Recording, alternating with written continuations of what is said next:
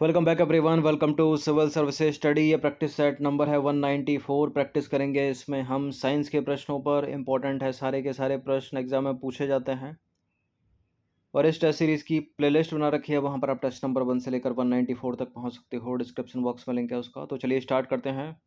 ये test series R O के लिए चल रही है। इंपॉर्टेंट है सारे के सारे प्रश्न। पहला प्रश्न दो स्टेटमेंट वाला, निम्नलिखित कथनों पर विचार करेंगे। पहला स्टेटमेंट है, आपेक्षिक घनत्व यानी रिलेटिव डेंसिटी एक अनुपात है और आपेक्षिक घनत्व का कोई मात्रक नहीं होता। बिल्कुल, ये दोनों के दोनों स्टेटमेंट करेक्ट हैं। ये मात्रक वात्रक पढ़ा होगा आपने स्कूल में, छोटी क्लासों में। तो आपेक्षिक घनत्व यानी रिलेटिव डेंसिटी एक अनुपात है, इसका कोई मात्रक नहीं होता है और आपेक्षिक घनत्व को हाइड्रोमीटर से मापा जाता है। ये नंबर इस पर कॉल या व्हाट्सएप करके आप फुल टेस्ट सीरीज प्राप्त कर सकते हैं आर ओ की। क्वेश्चन नंबर 2 पर आ जाइए। सामान्य जल की अपेक्षा समुद्री जल का जो घनत्व होता है वो अधिक होता है, कम होता है, बराबर होता है? इनमें से कोई नहीं। सामान्य जल की अपेक्षा समुद्री जल का घनत्व, समुद्री जल का जो घनत्व है वो अधिक होता है, डेंसिटी अधिक होती है, इसलिए समुद्र में तैरना आसान होता है। तो सामान्य जल की अपेक्षा समुद्री जल का जो घनत्व है वो अधिक होता है, इसलिए उसमें तैरना जो है आसान होता है। तीसरा प्रश्न दो स्टेटमेंट वाला है। पृथ्वी की सतह से ऊपर या नीचे जाने पर गुरुत्व जनित त्वरण जी का मान जो है घटता है और पृथ्वी के ध्रुव पर यानी पोल्स पर गुरुत्व जनित त्वरण जी का मान सबसे अधिक होता है। कौन सा इसमें सही होगा? यह अपनी सुंदर सी पृथ्वी विषेक रेखा खींचेंगे 0 डिग्री, इक्वेटर लाइन हो गई है, यानी ये हो गई विषुवत रेखा। ये हो गया उत्तरी ध्रुव, ये हो गया दक्षिणी ध्रुव, पोल्स, यानी जी का मान यहाँ पर सर्वाधिक है, तो दूसरा स्टेटमेंट सही है। और पृथ्वी की सतह के ऊपर या नीचे जाओगे तो जी का मान घटेगा, पहला भी सही है। और एक और पूछ लेता है कि इक्वेटर पर जी का मान अधिकतम होता है न्यूनतम? इस यहाँ जो है न्यूनतम, जब यहाँ अधिकतम होगा तो यहाँ न्यूनतम होगा और पृथ्वी के केंद्र में शून्य होगा, तो इसको भी याद रखिए। फिलहाल दोनों के दोनों स्टेटमेंट सही हैं, सी है इसका आंसर। तो उपरोक्त दोनों के दोनों कथन सत्य हैं। दो कथन वो हो गए, एक कथन यह है कि विषुवत रेखा पर जी का मान जो है न्यूनतम होता है, इसको भी याद रखिएगा। क्वेश्चन नंबर 4 एक और दो स्टेटमेंट वाला। पृथ्वी की घूर्णन गति बढ़ने पर जी का मान कम हो जाता है, पृथ्वी की घूर्णन गति घटने पर जी का मान बढ़ जाता है। देखिए, पृथ्वी की दो गतियां, एक तो घूर्णन गति मतलब उसकी खुद की गति है ना, एक तो झुकी है पृथ्वी 23.5 डिग्री पर, ठीक है, टिल्टेड है ना, अपने नत अक्ष पर झुकी है और झुके हुए ही वो घूम रही है और घूमते घूमते ही जो है सूर्य का चक्कर भी लगा रही है, ठीक है। इसके कारण होते हैं दिन रात, जो खुद घूमती है ना ये और घूमते घूमते सूर्य का चक्कर लगा रही है, इसके कारण होता है ऋतु परिवर्तन। तो ये जो घूर्णन गति है, अगर ये घट जाए तो जी का मान बढ़ जाएगा, घूर्णन गति बढ़ जाए तो जी का मान घट जाएगा, तो अपोजिट होता है उसके ये, ठीक है। बराबर यहाँ लिखा हो तो गलत हो जाएंगे वो दोनों स्टेटमेंट, याद रखिएगा। देखिए, गुरुत्व वह आकर्षण बल है जिससे पृथ्वी किसी वस्तु को अपने केंद्र की ओर खींचती है और इस बल के कारण जो त्वरण उत्पन्न होता है उसको बोलते हैं गुरुत्व जनित त्वरण। इसे अंग्रेजी के स्मॉल जी से प्रदर्शित करते हैं और पृथ्वी की घूर्णन गति बढ़ने का जी का मान जो है वो कम हो जाता है, पृथ्वी की घूर्णन गति घटने पर जी का मान बढ़ जाता है, तो अपोजिट होता है। ये पलायन वेग एस्केप वेलोसिटी क्या होता है, कितना होता है, ये तो आज तक पूछा गया, एसएससी रेलवे में बहुत पूछते हैं, सीधे सीधे प्रश्न कर लेते हैं। देखिए, पलायन वेग वह न्यूनतम वेग है जिससे किसी पिंड को पृथ्वी की सतह से ऊपर की ओर फेंके जाने पर गुरुत्वीय क्षेत्र को वो पार कर जाता है और पृथ्वी पर वापस नहीं आता। स्कूल में पढ़ा होगा आपने छोटी क्लास में। और पृथ्वी के लिए पलायन वेग का मान कितना होता है? 11.2 यानी 11.2 किलोमीटर प्रति सेकंड। इसको तो हमेशा याद रखिएगा, एक नंबर में कभी भी पूछ लेगा। दोनों के दोनों करेक्ट हैं, सी है इसका आंसर। पलायन वेग यानी एस्केप वेलोसिटी वह न्यूनतम वेग है जिससे किसी पिंड को पृथ्वी की सतह से ऊपर की ओर फेंके जाने पर गुरुत्व जनित क्षेत्र को पार कर जाता है, कभी वापस नहीं आता पृथ्वी पर। और पृथ्वी के लिए पलायन वेग का जो मान है कितना है? 11.2 किलोमीटर प्रति सेकंड। पृथ्वी की सतह से ऊपर जाने पर जो वायुमंडलीय दाब है यानी एटमॉस्फेरिक प्रेशर है वो बढ़ जाता है, कम हो जाता है, समान रहता है, इनमें से कोई नहीं। क्या होता है? पृथ्वी की सतह से ऊपर जाओगे तो एटमॉस्फेरिक प्रेशर क्या होगा? कम हो जाएगा। देखिए, पृथ्वी की सतह से ऊपर जाने पर वायुमंडलीय दाब जो है वो कम हो जाता है और वायुमंडलीय दाब को किस में? बैरोमीटर से मापा जाता है। ये अलग से इंपॉर्टेंट प्रश्न है। सातवां प्रश्न है, बैरोमीटर का जो पाठ्यांक है जब एकाएक नीचे गिरता है तो आंधी आने की संभावना होती है, वर्षा होने की संभावना होती है, दिन साफ होने की संभावना होती है? पहला भी सही है, दूसरा भी सही है। देखिए, बैरोमीटर का जो पाठ्यांक है जब एकाएक नीचे गिरेगा तो क्या होगा? मौसम बिगड़ रहा है, ठीक है। कुर्सी की पेटियां बांध लो, यानी आंधी आने की संभावना होती है और वर्षा होने की भी संभावना होती है। अगर ऊपर चढ़ेगा एकाएक तो दिन साफ होने की संभावना होती है। फिलहाल ए और बी यानी डी है इसका आंसर। तो वायुमंडलीय दाब को बैरोमीटर, अपने आप में ही प्रश्न हो गया इतना एक, बैरोमीटर से मापा जाता है और इसकी सहायता से मौसम संबंधी पूर्व अनुमान भी लगाया जाता है। बैरोमीटर का पाठ्यांक जब एकाएक नीचे गिरता है तो आंधी आने की संभावना होती है। एक तरह से पैमाना एटमॉस्फेरिक प्रेशर को मापने का। और बैरोमीटर का पाठ्यांक जब धीरे धीरे ऊपर चढ़ता है तो दिन साफ होने की संभावना होती है। बैरोमीटर का पाठ्यांक धीरे धीरे नीचे गिरता है तो वर्षा होने की भी संभावना होती है। इसलिए ए करेक्ट, बी करेक्ट, इसलिए डी करेक्ट होगा, क्योंकि उसमें ए और बी दोनों दिया है। 8वां प्रश्न, दो स्टेटमेंट वाला, क्या कहता है कि गर्म करने पर जिन पदार्थों का आयतन बढ़ता है, दाब बढ़ाने पर उनका गलनांक भी बढ़ जाता है। गर्म करने पर जिन पदार्थों का आयतन घट जाता है, दाब बढ़ाने पर उनका गलनांक भी कम हो जाता है या घट जाता है। क्या ये दोनों बातें सत्य हैं या उल्टी फुल्टी लिखी हैं? गलनांक को बोलते हैं मेल्टिंग पॉइंट। दोनों की दोनों बातें सत्य लिखी हैं, सी है इसका आंसर।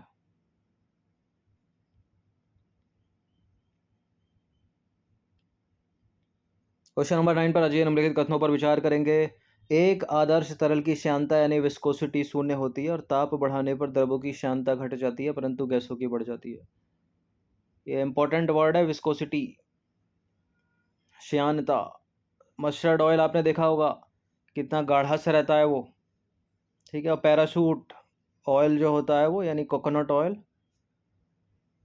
नीले डिब्बे वाला, सर्दियों में कैसा होता है, जम जाता है वो पूरा। अगर उसको गर्म करेंगे तो बिल्कुल पतला सा हो जाएगा वो। ऐसी मस्टर्ड ऑयल को जब गर्म करते हैं कुकर में या फ्राई पैन में या कढ़ाई में तो बिल्कुल पतला सा हो जाता है, यानी उसकी श्यानता जो है या विस्कोसिटी जो है वो क्या हो रही है, घट रही है ताप बढ़ाने पर। तो दोनों के दोनों स्टेटमेंट सही है और गैसों की बढ़ जाती है, याद रखिएगा, सी है इसका आंसर। देखिए, तरल का वह गुण जिसके कारण तरल की विभिन्न परतों के मध्य अपेक्षित गति का विरोध होता है उसको बोलते हैं श्यानता, विस्कोसिटी। और श्यानपन जो है केवल द्रवों का और गैसों का गुण है, याद रखना।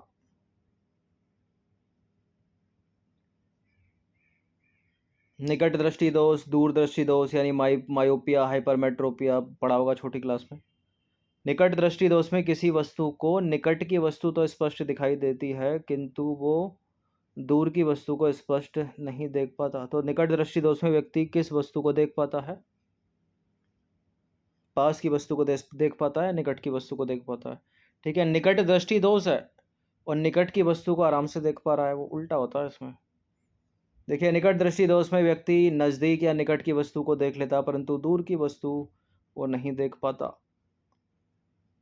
11वां प्रश्न, निम्नलिखित कथनों पर विचार करेंगे, दो स्टेटमेंट वाला है। निकट दृष्टि दोष या मायोपिया में लेंस की गोलाई बढ़ जाती है। निकट दृष्टि दोष या मायोपिया में लेंस की क्षमता भी बढ़ जाती है।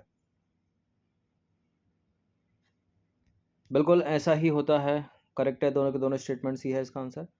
तो निकट दृष्टि दोष या मायोपिया में लेंस की गोलाई बढ़ जाती है और लेंस की फोकस दूरी घट जाती है और लेंस की क्षमता भी बढ़ जाती है, ठीक है। लेंस की गोलाई बढ़ रही है, लेंस की फोकस दूरी घट रही है और लेंस की क्षमता भी बढ़ रही है। और निकट दृष्टि दोष के निवारण के लिए आपको कौन से लेंस की आवश्यकता होगी, ये अपने आप में इंपॉर्टेंट प्रश्न है। अवतल लेंस यानी कॉनकेव। अब दूरदृष्टि दोष पर आ जाइए, दो स्टेटमेंट दूरदृष्टि दोष से रिलेटेड। दूरदृष्टि दोष से ग्रसित व्यक्ति को दूर की वस्तु तो दिखाई देती है लेकिन निकट की वस्तु दिखाई नहीं देती।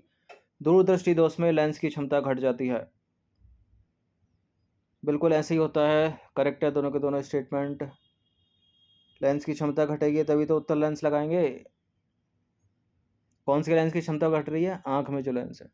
देखिए, दूरदृष्टि दोष को बोलते हैं हाइपरमेट्रोपिया। इससे ग्रसित व्यक्ति को दूर की वस्तु तो दिखाई देती है लेकिन निकट की वस्तु दिखाई नहीं देती। इस दोष में लेंस की गोलाई कम हो जाती है, लेंस की फोकस दूरी बढ़ जाती है, लेंस की क्षमता घट जाती है। और इस दोष के निवारण के लिए डॉक्टर रिकमेंड करेगा आपको उत्तल लेंस यानी कॉन्वेक्स लेंस।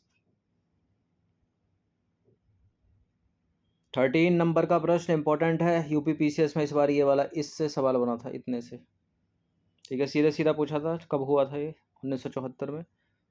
तो यहाँ तो युग्म में है, पर्यावरण संरक्षण अधिनियम 1986 लिखा है, जल प्रदूषण निरोध एवं नियंत्रण अधिनियम 1974 लिखा है, वायु प्रदूषण निरोध एवं नियंत्रण अधिनियम 1981 लिखा है। कोई सुमेलित है क्या इसमें?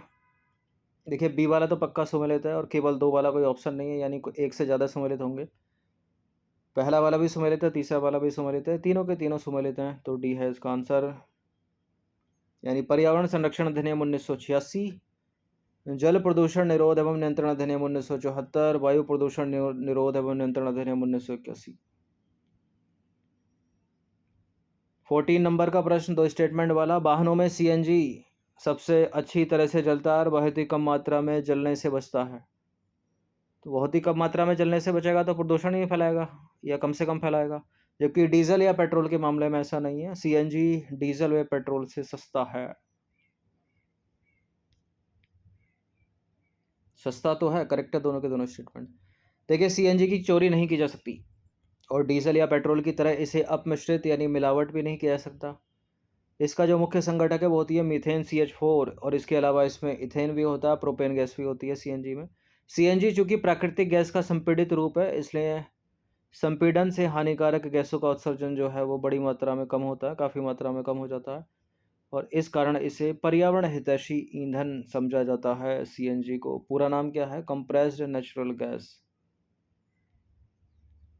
अब आ जाइए क्वेश्चन नंबर 15 पर। निम्नलिखित कथनों पर विचार करेंगे। 2 कथन है यहाँ पर। जलाशयों में काफ़ी मात्रा में या बड़ी मात्रा में पोषकों की उपस्थिति के कारण प्लवकीय शैवाल की अतिशय वृद्धि को शैवाल प्रस्फुटन कहते हैं। शैवाल प्रस्फुटन से जल की गुणवत्ता पर कोई प्रभाव नहीं पड़ेगा।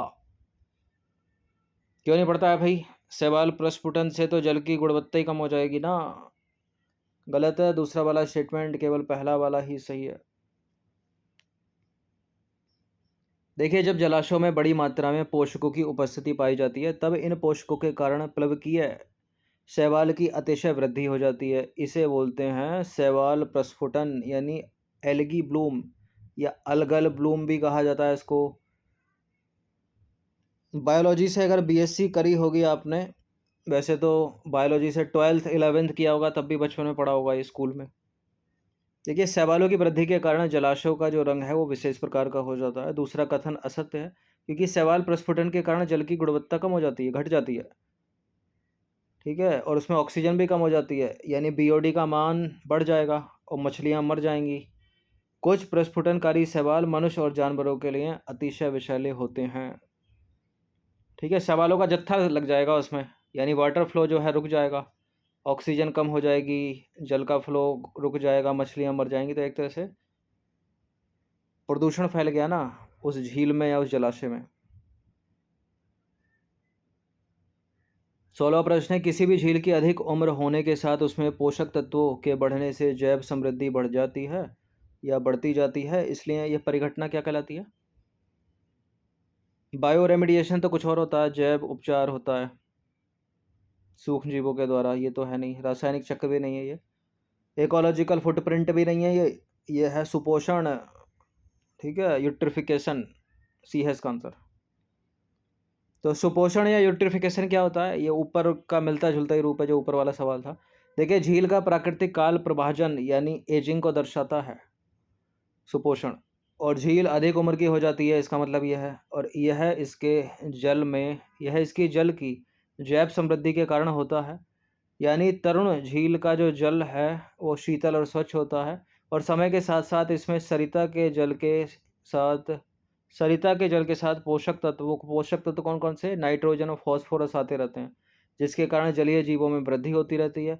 जैसे जैसे झील की उर्वरता बढ़ती है वैसे वैसे पादप और प्राणी जीवन भी बढ़ने लगता है, और कार्बनिक अवशेष जो है झील के तल में बैठने लगते हैं। अब आ जाइए क्वेश्चन नंबर 17 पर। निम्नलिखित कथनों पर विचार करेंगे। एक कथन कारण वाला सवाल है। देखिए पृथ्वी के कई भागों में झीलों का जो वाहित मल है कृषि और औद्योगिक अपशिष्ट के कारण तीव्र सुपोषण हुआ है, और दूसरा स्टेटमेंट है इसका कारण यह है कि इसके मुख्य जो संगठक हैं वो नाइट्रेट और फॉस्फोरस हैं। इन दोनों को भी याद रखिए, एक सुपोषण के मुख्य संगठक। ये अपने आप में अलग से प्रश्न एक पूछ लेगा तो 4 स्टेटमेंट बनाकर। बिल्कुल, ये कारण जो है वो कथन की व्याख्या कर रहा है, तो कथन और कारण दोनों सही हैं और व्याख्या भी करता है, ये है इसका आंसर।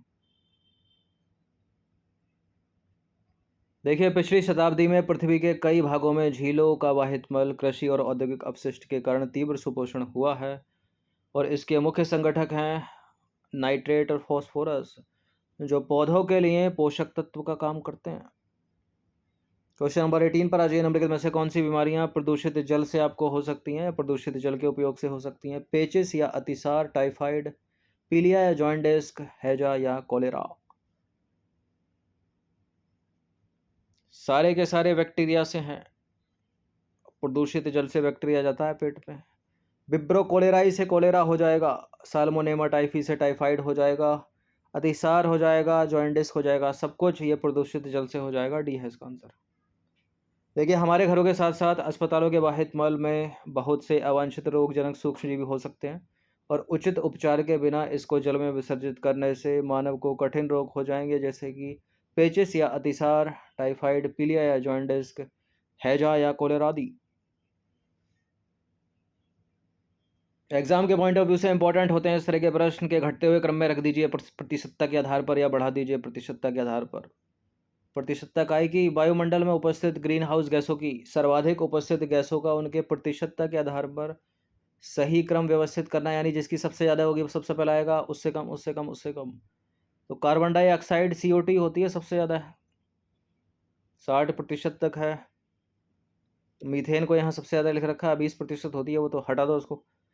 तो कार्बन डाइऑक्साइड सबसे ज़्यादा है, CO2 सबसे ज़्यादा है, उसके बाद हो गया मीथेन, मीथेन दोनों में है, लेकिन मीथेन के बाद है क्लोरोफ्लोरोकार्बन। तो ए है इसका आंसर, बी को हटा दो। देखिए, ग्रीन हाउस गैसों में सर्वाधिक जो योगदान है वो है कार्बन डाइऑक्साइड का 60%, इसके बाद है मीथेन CH4 20%, क्लोरोफ्लोरोकार्बन 14% और नाइट्रस ऑक्साइड हो गई 6%, इसके बाद लगा दो। 20वां प्रश्न है और ये अंतिम प्रश्न है। प्रश्न है कि भारत की राष्ट्रीय वन नीति 1988 के तहत मैदानी इलाकों और पर्वतीय क्षेत्रों में कितना प्रतिशत वन क्षेत्र होना चाहिए? ये तो चलो दोनों को पूछ लिया एक साथ, लेकिन ये प्रश्न कभी कभी इतना ही पूछ लेता है कि मैदानी इलाकों में बता दो। भारत की राष्ट्रीय वन नीति 1988 के तहत मैदानी इलाकों में कितना वन प्रतिशत होना चाहिए? तो इसका उत्तर है 33%। ठीक है, यहाँ पूछा है मैदानी और पर्वतीय दोनों में बता दो, तो 33% मैदानी में हो गया, पर्वतीय में हो गया 67%। तो इसका आंसर हो गया ऑप्शन नंबर बी। देखिए, राष्ट्रीय वन नीति 1988 का मुख्य उद्देश्य क्या है? पर्यावरणीय स्थिरता और वायुमंडलीय संतुलन सहित पारिस्थितिक संतुलन के रखरखाव को सुनिश्चित करना, जो सभी जीवन रूपों मानव, पशु और पौधों के निर्वाह के लिए महत्वपूर्ण है। और राष्ट्रीय वन नीति 1988 के तहत सिफारिश की गई कि मैदानी इलाकों में 33% वन क्षेत्र और पर्वतीय क्षेत्रों में 67% वन क्षेत्र होना चाहिए। ठीक है, इस चीज़ को हमेशा याद रखिएगा, दोनों को याद रखिएगा। तो ये 20 प्रश्न थे, इनकी प्रैक्टिस आप 1 से 2 बार कर सकते हो। ROE की full test series PDF series प्राप्त कर सकते हो। ठीक है, जिसका MRP है 399 एग्ज़ाम तक। बाकी हर दिन प्रैक्टिस करते रहिएगा। धन्यवाद।